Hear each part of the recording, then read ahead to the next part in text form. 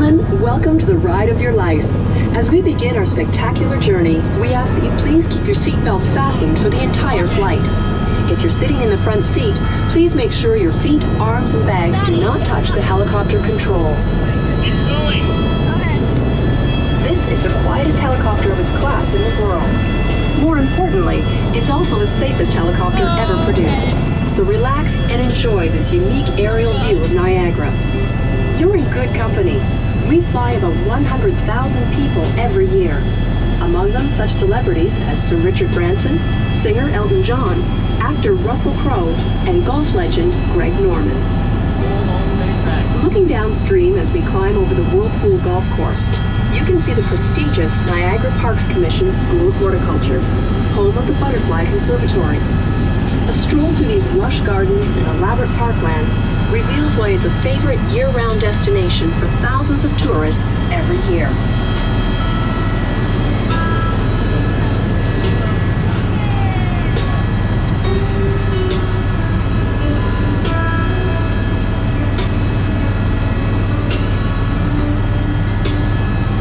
As we bank over the Great Wolf Lodge, you have a clear view of the Spanish Aerocar, about 1,500 feet below us.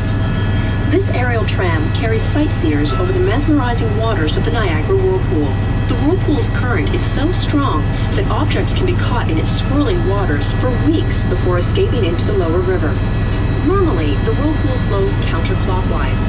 However, when the river level is low, the Whirlpool slows and actually changes direction, an extraordinary natural phenomenon.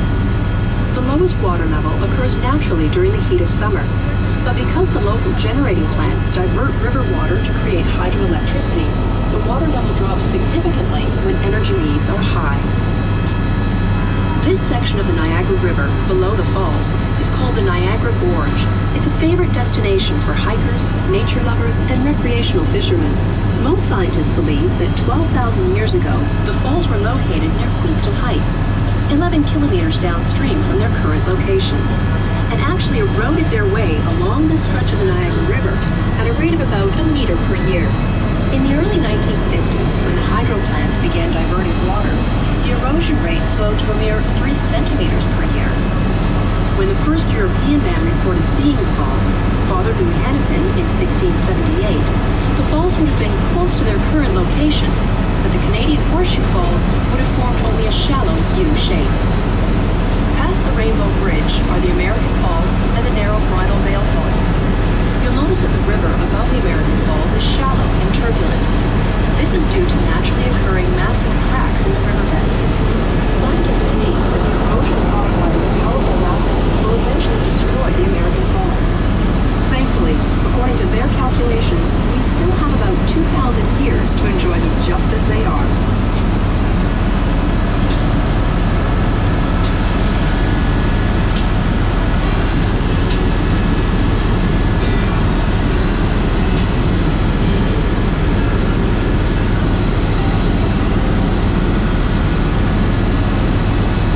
Here we are at the majestic Canadian Horseshoe Falls. Once you've experienced the magnificence of the falls, you can understand why they've attracted millions of people for centuries. While most visitors are satisfied to gaze at them from shore, some have been tempted to challenge their might in daring feats. Although recent daredevil attempts have been fairly successful, we still prefer our more distant, decidedly drier vantage point. The view is simply better up here. This angle on a sunny day, you're likely to spot several spectacular rainbows in the mist.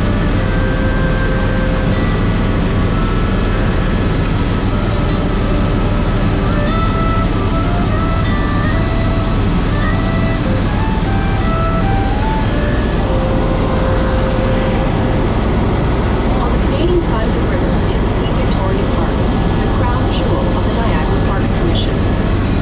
Millions of tourists come here every year to admire the falls, enjoy live concerts, gaze at fireworks, relax with a picnic, and delight in the nightly illumination of the falls.